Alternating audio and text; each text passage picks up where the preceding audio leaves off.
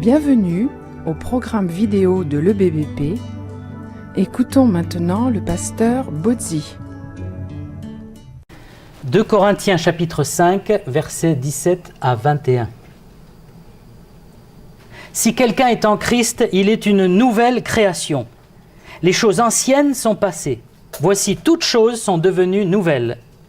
Et tout cela vient de Dieu, qui nous a réconciliés avec lui par Christ et qui nous a donné le ministère de la réconciliation. Car Dieu était en Christ, réconciliant le monde avec lui-même, en n'imputant pas aux hommes leurs offenses. Et il a mis en nous la parole de la réconciliation. Nous faisons donc des fonctions d'ambassadeurs pour Christ, comme si Dieu exhortait par nous. Nous vous en supplions au nom de Christ, soyez réconciliés avec Dieu. Celui qui n'a point connu le péché, il a fait devenir péché pour nous, afin que nous devenions en lui justice de Dieu. Ce passage est extraordinaire parce que, en fait, Paul est en train de nous expliquer quel évangile il prêchait à cette époque-là. Il y a vraiment le cœur du message de l'évangile dans ce passage. Et bien sûr, l'évangile peut avoir plusieurs éléments dedans. Il y a le fait que Christ est mort pour nos péchés, le fait qu'il faut se repentir et croire. Mais là, il insiste sur le côté de Dieu qui vient nous réconcilier avec lui. L'évangile, la bonne nouvelle, c'est que Dieu veut qu'on soit réconcilié avec lui. C'est sur ce terrain-là qu'il prêchait l'évangile, notamment aux Corinthiens. Les sceptiques ont tendance à dire que la religion et la foi chrétienne ne parlent que de péché, de culpabilité. On est toujours pécheur, on est toujours dans la peur de Dieu. La religion, c'est tout juste bon à te culpabiliser. Je ne sais pas si vous avez déjà entendu ça ou si vous l'avez pensé vous-même avant d'être croyant. Mais on a cette idée, et c'est vrai que parfois la religion donne cette image parce qu'elle ne prêche pas l'évangile. Parce que l'évangile, c'est une bonne nouvelle. Est-ce que le fait de dire tu es pécheur et tu es définitivement pécheur, c'est une bonne nouvelle? Non. C'est pas ça la bonne nouvelle. La bonne nouvelle, c'est que oui, tu es pécheur, parce que la Bible le dit, effectivement. Nous sommes même tous pécheurs. Et il faudra être complètement aveugle pour dire que l'homme est bon, l'homme est juste. On l'entend souvent, mais au fond, l'homme est bon. Mais alors au fond, tellement au fond, qu'on n'arrive jamais à trouver ce fond. L'homme n'est pas bon, l'homme est injuste, profondément injuste. Et j'ai même pas besoin de dire ça pour les autres hommes. Moi-même, je sais, je connais mon cœur. Mon cœur est profondément tortueux et si je le laissais s'exprimer dans sa nature pécheresse, ce serait abominable, ce serait dégoûtant. Et j'ai eu honte plusieurs fois de ce qu'il y avait dans mon cœur parce que je suis profondément rebelle et pécheur, orgueilleux. Toutes ces choses-là sont dans mon cœur comme tous les hommes. Mais la Bible apporte la réponse au péché. Et c'est ça la bonne nouvelle. Et la réponse, c'est Jésus-Christ. La réponse, c'est une personne. Ce n'est pas une religion. Ce n'est pas des rites. Il ne faut pas faire ci, faire ça. La réponse au péché, c'est Jésus-Christ. L'Évangile nous parle de pardon, de grâce, d'acquittement, de rémission, d'expiation, de réconciliation, d'alliance, de libération, de purification, de restauration. En français, on a tous ces mots en sion, mais c'est merveilleux tous ces mots en sion. Parce que tout ça, c'est la bonne nouvelle, tout ce que Dieu veut faire dans notre vie. Mais ça, c'est pour ceux, bien sûr, qui mettent leur confiance en Jésus-Christ. La solution, elle est en Jésus-Christ. Elle n'est pas en l'homme. Parce que l'homme n'arrive pas à devenir juste par lui-même. L'homme sans Dieu, comme j'étais, peut dire oh, le péché, ça n'existe pas, c'est une invention des religions. On n'a pas besoin de Dieu. Aujourd'hui, on est au 21e siècle. Ben oui, on est au 21e siècle. Ben, on a toujours les mêmes problèmes. On a toujours des guerres, on a toujours des crimes, on a toujours des violences. On est toujours aussi fragile qu'avant. On est toujours les mêmes. Et on a toujours besoin de Dieu et le péché est toujours là. Et l'homme essaie de se justifier, d'arriver à sa propre justice, mais en fait il s'enfonce dans le mal. C'est un peu comme lorsque vous mettez la main dans la bouche d'un requin. Est-ce que vous avez déjà essayé ça? N'essayez pas. Quand vous mettez la main dans la bouche d'un requin, c'est facile, parce qu'il a la bouche ouverte en général. C'est quand vous voulez ressortir que c'est plus compliqué, parce que ses dents sont dans le sens de la sortie, et il arrache votre bras. Pourquoi je dis ça? Le péché est un peu pareil. Vous pouvez rentrer la main facilement dans le péché. C'est facile de commencer à pécher, de découvrir des nouveaux péchés.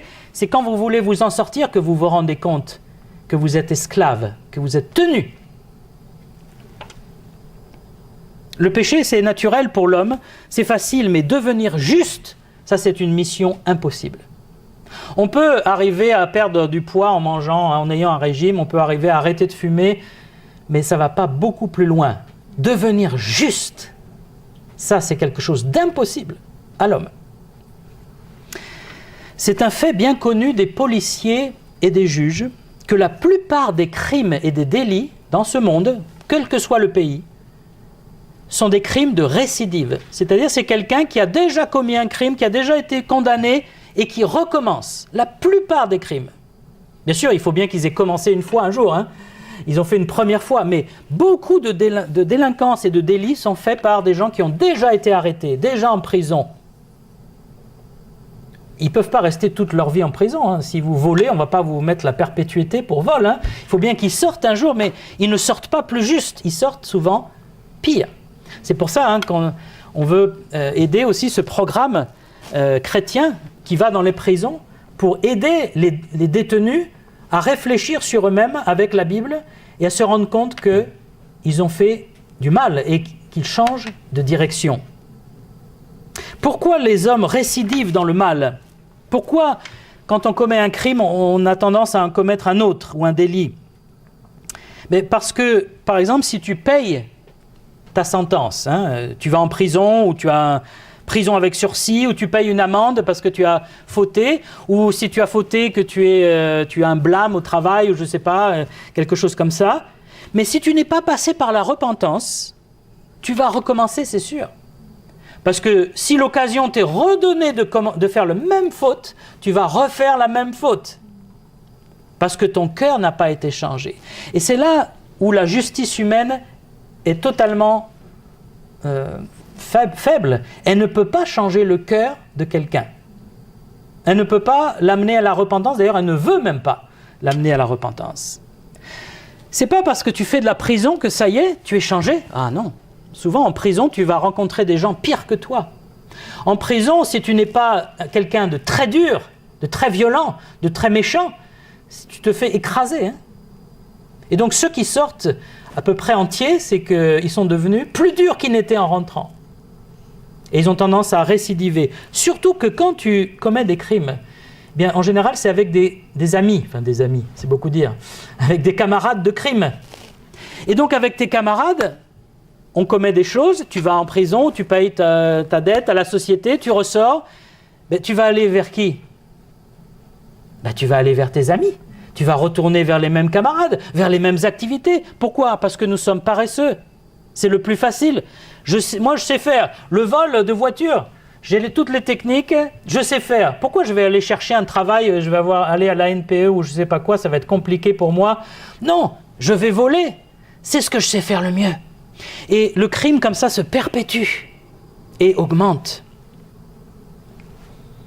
Si mon cœur est le même, je vais recommencer à faire le même mal. Et maintenant, je ne parle pas plus des délits et de la délinquance, parce que beaucoup de gens ne vont jamais en prison et ne commettent jamais de crimes graves. Mais combien de crimes moins graves sont commis par nous? Les crimes de haine, les crimes de mensonge, les crimes d'orgueil, les crimes de vol aussi. Il y a beaucoup de gens qui volent, mais à leur façon, regardez le nombre de fraudes qu'il y a eu au chômage partiel. C'est pas comme si tu mets un masque et tu prends un pistolet et tu vas voler la banque. Mais pourtant, tu as volé l'État. Tu as été inscrit au chômage partiel et en fait, tu as continué à travailler. Donc c'est l'État qui a payé. L'État, c'est qui? L'État, c'est nous.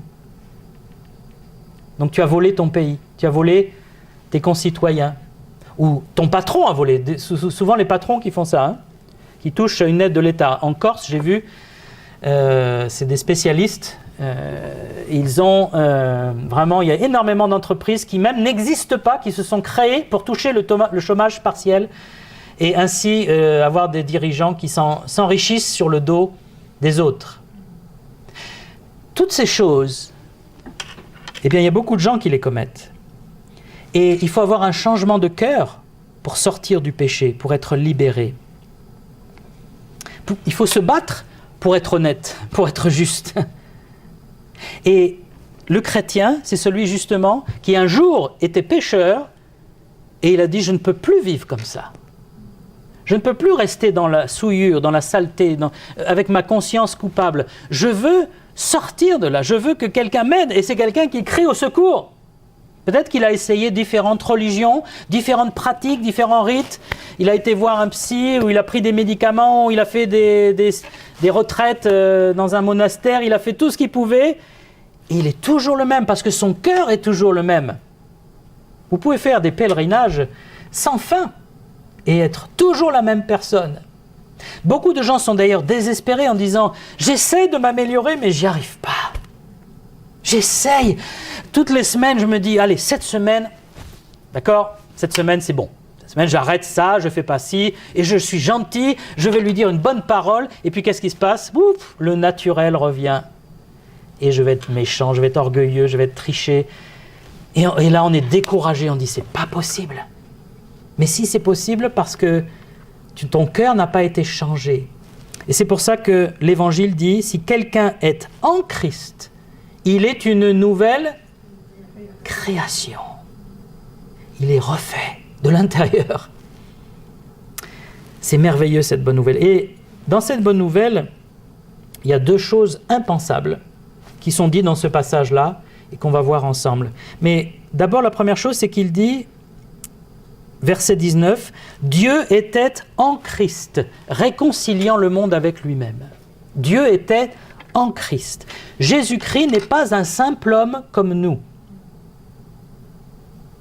Jésus-Christ est Dieu sous la forme humaine, qui a pris une vie humaine, qui s'est incarné. Dieu était en Christ. Christ est la plénitude de Dieu. Vous voulez connaître Dieu? Eh bien, connaissez Jésus-Christ. C'est celui qui l'a fait connaître. Personne n'a jamais vu Dieu, mais Jésus-Christ, celui qui a manifesté Dieu. Il était la présence de Dieu sur terre. Et il l'a prouvé par ses paroles, par son autorité sur toute chose, les éléments, les maladies, les démons. Il a prouvé par ses miracles extraordinaires. Il a prouvé par sa bonté, son amour, sa grâce, sa patience. Et il a même prouvé par sa résurrection. Jésus-Christ est Dieu. Et Dieu était en Jésus-Christ. Et qu'est-ce qu'il a fait en Jésus-Christ? Eh bien, il est dit, il a fait la réconciliation. Il nous a réconciliés avec lui par Christ et nous a donné le ministère, verset 18. Et il a réconcilié le monde avec lui-même en n'imputant pas aux hommes leurs offenses. Qu'est-ce que ça veut dire cette expression? Imputer les offenses. Imputer, c'est comme à la banque, hein, c'est mis à votre crédit. Donc, chaque fois que vous péchez, vous avez un crédit de péché, c'est-à-dire ça s'accumule. Ou un débit, je ne sais pas comment on pourrait...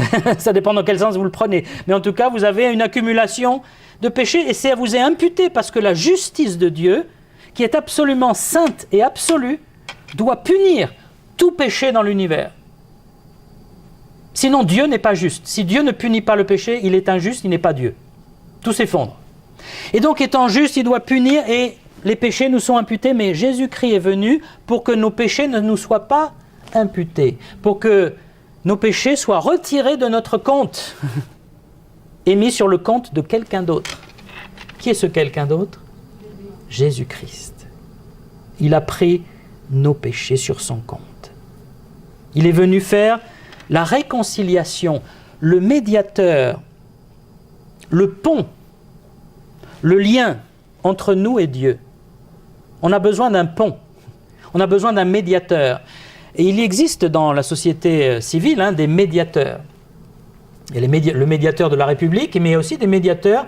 Si vous avez un conflit avec vos voisins, avec votre patron, avec vos banquiers, avec n'importe qui, vous pouvez faire appel à un médiateur. Quand est-ce qu'on fait appel à un médiateur? Est-ce que vous le savez? Quand il y a un conflit où on n'arrive plus à le régler. Et où la justice ne va pas intervenir. La justice, justement, ne va pas pouvoir punir parce que c'est un conflit plus petit, si on peut dire. Mais c'est quand il y a blocage.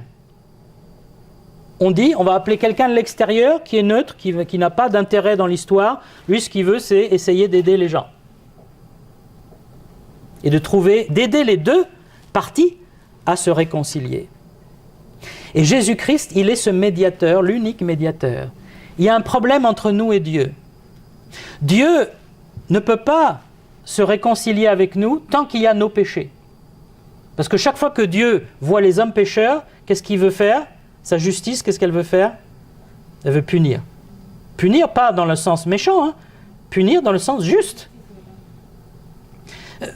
Imaginez, vous passez devant la police et vous leur faites vous leur proférez des insultes, vous cassez des vitres devant eux, sous leur nez, en les regardant et en rigolant. Qu'est-ce que vous croyez qu'ils vont faire? Ils vont dire, oh, continue. Non, ils vont vous arrêter. Parce que c'est la justice, ils sont là pour ça, normalement. Ils sont venus pour ça, on les a équipés pour ça, pour arrêter les gens qui font du mal. Et la justice de Dieu, il faut qu'elle arrête le péché, il faut qu'elle punisse le péché. Donc il y a un problème, Dieu est bloqué. Mais nous, on est bloqués aussi. Parce que nous, on a un orgueil et une rébellion contre Dieu. Il y a même des gens qui sont fâchés contre Dieu. Ils disent, je n'ai rien à entendre de Dieu. Ne me parlez pas de Dieu. Et c'est pour ça que Dieu est venu en Jésus-Christ, comme médiateur, pour faire la réconciliation entre nous. Pour qu'on puisse se parler à nouveau, quelque part.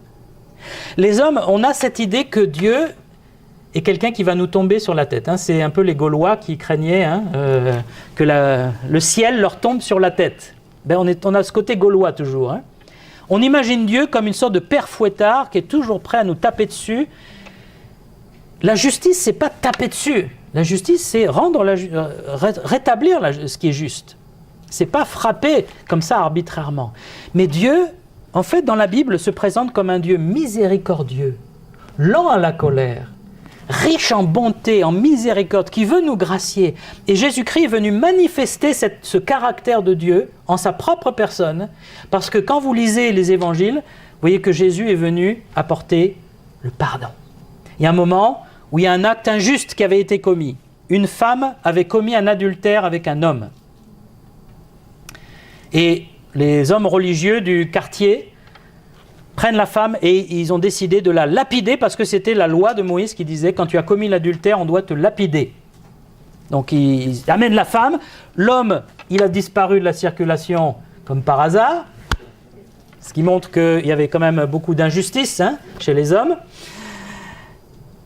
Et la femme est là, ils ont tous leurs pierres, ils sont prêts ils ont la bave aux lèvres, prêts à la tuer, et Jésus est là et ils disent, oh, on va tester Jésus. Alors qu'est-ce que tu ferais ? Parce que là, elle a commis un adultère, il faut qu'elle soit punie. Donc Jésus est presque... ils essaient de le coincer là. S'il dit non, ben ils vont dire, ah ben alors t'es pas juste. S'il dit oui, il va faire tuer une femme. Et Jésus n'était pas venu pour tuer les gens. Mais il a dit... Il a réfléchi et il a écrit par terre. On ne sait pas ce qu'il a écrit, c'est mystérieux. Puis après, il a dit que celui qui n'a jamais péché, sous-entendu d'adultère, je pense que c'est ça qu'il voulait dire à ces hommes-là, ou qui n'a jamais eu des pensées d'adultère, ou qui n'a jamais trompé sa femme, que celui qui n'a jamais commis ces péchés-là jette la première pierre sur cette femme. Et la Bible dit qu'ils ont tous posé leur pierre et ils sont partis. Et Jésus a dit, où sont tes accusateurs ? Et il a dit, moi non plus, je ne te condamne pas, va, mais ne pêche plus. Il lui dit bien, ne pêche plus. Jésus est venu montrer la grâce de Dieu, la patience de Dieu. Dieu ne veut pas qu'on pêche, mais il patiente pour qu'on ait le temps de se repentir, de changer de cœur. Et la première chose impensable que Dieu a faite, et qui est dans ce passage ici, Dieu est venu en Christ pour réconcilier le monde avec lui-même. C'est Dieu qui a fait le premier pas dans la réconciliation. C'est impensable. Pourquoi ? Parce que c'est lui qui est offensé. Imaginez que votre frère, votre ami ou un collègue vous fait quelque chose vraiment de méchant, de mal, vous fait très mal. Et depuis, vous êtes fâché, vous ne vous parlez plus, vous ne voulez plus, voilà. Puis vous remuez. Est-ce que c'est vous qui allez aller voir la personne en disant « Écoute, on va se réconcilier. Hein? Tu veux faire la paix avec moi ?» Je pense pas. Hein. Humainement, on va dire qu'il meure, hein, qu'il aille en enfer. Ou alors, s'il revient à genoux en m'implorant avec des larmes, peut-être que je le pardonnerai. Mais Dieu, qu'est-ce qu'il a fait ? Il était celui qui est juste, qui est saint. C'est nous qui l'avons offensé, qui avons blasphémé, qui avons désobéi à sa loi. Et c'est lui qui vient le premier en la personne de Jésus, qui se laisse frapper, qui se laisse crucifier, clouer sur la croix, pour dire « faisons la paix ». Il tend la main à son ennemi, il dit « faisons la paix ». C'est impensable, humainement c'est fou, ça ne se fait pas. Pourtant Dieu l'a fait. Moi je vais avoir tendance à ressasser ma douleur, regarde ce qu'il m'a fait. Et puis je vais attendre qu'il vienne demander pardon. Mais Dieu n'est pas comme nous. Il est Dieu.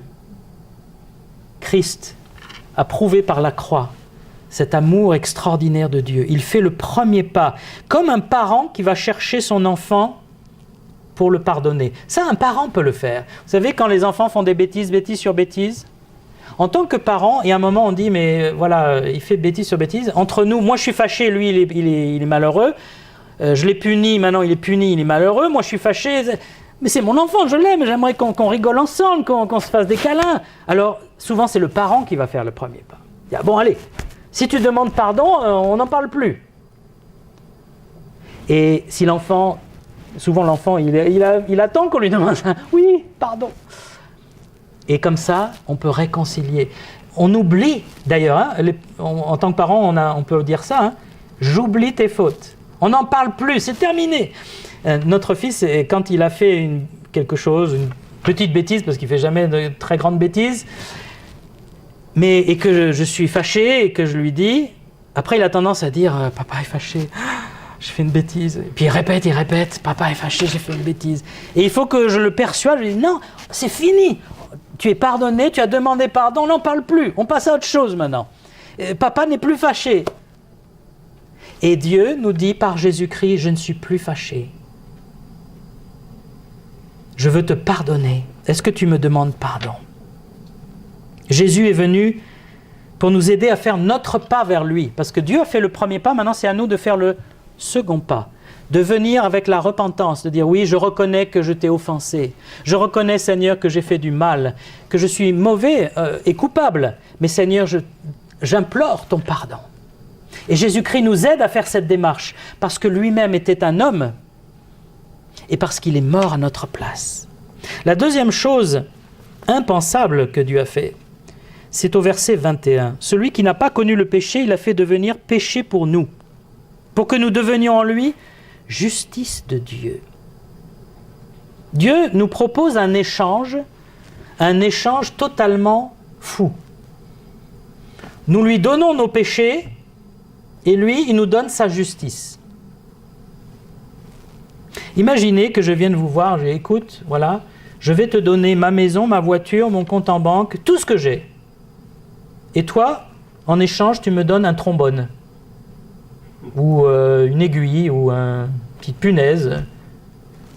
Mais pourquoi c'était fou, ça n'a aucun sens. Eh bien, c'est encore pire avec Dieu. Il dit, tu me donnes tes péchés, tu me donnes ce qui est sale, tu me donnes ce qui est horrible, et je le prends sur moi, et en échange, je te donne ma justice. C'est un peu comme si on était tous des SDF qui vivent dans la rue depuis des mois, avec les mêmes vêtements. Nos vêtements sentent mauvais, nos vêtements sont sales, on a peut-être vomi, etc., sans détail. Et on arrive à un endroit, au pied de la croix, et le Seigneur dit, donne-moi, dépose-moi tous tes vêtements sales, et je t'offre un costume Armani. Pour les femmes, une robe Chanel, comme vous voulez. À l'église, on a le droit de citer des marques. Mais pourquoi, Seigneur? Pourquoi? Parce que je t'aime. Mais pourquoi tu m'aimes? Parce que je suis amour, parce que tu es ma créature, parce que le péché t'a détruit, tu es descendu si bas, et moi je veux te remonter, je veux te laver, te purifier. Et c'est ça l'échange incroyable. Jésus-Christ a pris sur lui nos péchés. Et en échange, il nous donne sa justice. Bien sûr, pour les Juifs, c'était très compréhensible ça, parce qu'ils avaient encore les sacrifices au temple. Tous les jours, on amenait des brebis, et elles étaient sacrifiées pour les péchés du peuple et des personnes. Et donc, pour un Juif, que quelqu'un meure à votre place, c'était quelque chose de courant. La brebis mourait à votre place. Et c'était quelque chose de dur, parce que la brebis, ça valait cher. Si vous aviez votre propre troupeau, c'était dur. Il fallait choisir la meilleure brebis en plus, hein, celle qui vaut le plus cher. Et c'est celle-là que vous deviez amener au temple. Ou si vous n'aviez pas de brebis, il fallait en acheter une. Et c'était cher. Vous vous rendiez compte que le péché coûte cher, le péché est grave. Et qu'il demande la mort de quelqu'un. Et Jésus-Christ est la brebis, le mouton qui s'est sacrifié pour nous, l'agneau de Dieu. Mais non seulement il prend nos péchés sur lui pour nous pardonner, mais en plus il nous donne sa justice. C'est-à-dire quand on reçoit Jésus-Christ dans sa vie, on reçoit la pensée de Christ, on reçoit l'esprit de Jésus-Christ. Du coup, on a cette justice de Christ en nous, on a cette capacité d'aimer comme Jésus aimait, de pardonner comme Jésus pardonnait, d'être patient comme Jésus était patient, d'être saint comme Jésus était saint. Et ça, c'est un échange extraordinaire, c'est gratuit. C'est même moins que gratuit, puisque nous, en échange, on paye avec nos péchés. Hein. Et puis, notre foi. Il dit, vous avez été sauvés pour prix de votre foi. La foi ne coûte rien, hein. C'est juste de dire, Seigneur, je crois, Seigneur, je reçois, Seigneur, j'accepte ton pardon. Et Dieu change notre cœur. Et là, il nous change en ambassadeurs. Alors, j'étais un SDF et je deviens maintenant un ambassadeur du royaume de Dieu. Un ambassadeur, hein, c'est quelqu'un d'important. C'est quelqu'un qui représente le roi dans un pays étranger. Et nous sommes ces ambassadeurs maintenant. Nous représentons le Seigneur dans un pays étranger, le monde, où Dieu est plutôt un étranger. Hein.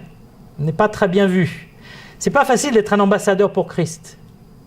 Il y a des ambassadeurs qui sont accueillis avec faste. Hein. Un ambassadeur des États-Unis, l'ambassadeur, je sais pas, des grands pays, d'Allemagne, oh là là, alors là, ils ont des grands dîners, tout le monde est là, les ministres se pressent pour être avec lui. Mais un ambassadeur pour Christ, on ne se presse pas. Hein. Mais on est pourtant là pour être des ambassadeurs. Et notre message, c'est la réconciliation. Venez, verset 20, nous vous en supplions au nom de Christ, soyez réconciliés avec Dieu.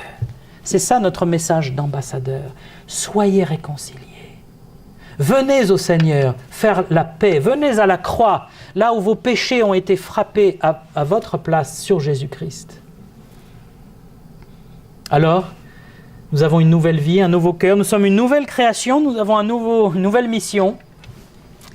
Et que le Seigneur nous donne d'être des bons ambassadeurs. C'est-à-dire, un ambassadeur, ce n'est pas juste ses paroles. C'est son comportement.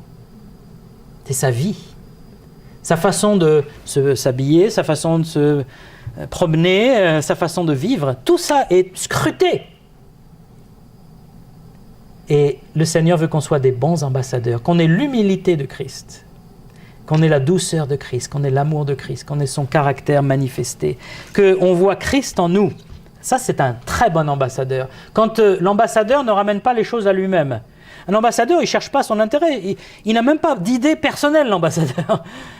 L'ambassadeur, il est là pour dire ce que le roi lui a dit de dire, pour représenter le roi. Et nous sommes là pour représenter notre Seigneur. Que le Seigneur nous aide à être des bons ambassadeurs. Mais si vous êtes ici et que vous n'êtes pas réconcilié encore avec le Seigneur, Ne ratez pas cette occasion. Vous ne savez pas combien d'autres occasions seront encore là. C'est le moment de vous repentir aussi, de changer de cœur, de changer de direction, de dire « Seigneur, je suis mauvais, je suis pécheur. Il n'y a que toi qui peux me sauver, me transformer. Seigneur, je viens à toi, je viens au pied de la croix, là où tu as payé, là où tu es mort à ma place. Seigneur, je ne comprends pas comment tu as pu m'aimer à ce point. Comment tu as pu mourir à ma place, moi, qui ne t'aime pas spécialement. Mais Seigneur, je crois que tu es le Sauveur et je veux t'accepter dans mon cœur pour que tu me purifies, me pardonnes, me réconcilies avec mon Créateur.